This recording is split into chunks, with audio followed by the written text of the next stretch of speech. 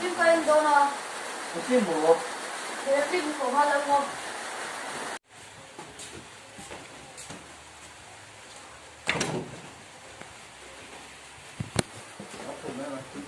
Chế bao nhiêu tiền? Anh chế bao nhiêu hộp bao nhiêu? Giờ này phim cái anh tôi là tiêu hộp mà ta nghỉ cho. Thì ngay chế đó là chế hi mặt sang hi anh chặt cả mấy chế hi cái đồ. Dạ, sử dụng phim nghe anh tôi là.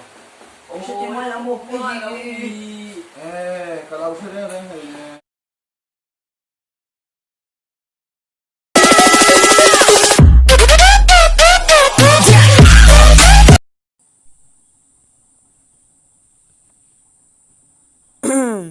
Chuyện bao vẫn lúc ngày mấy về nghe ta em mua ta phụ là Biết luôn anh chuyện nào? à gì lâu về cái tiếng biết luôn chuyện chuyện đấy này à Tí đủ lâu nỉ kho.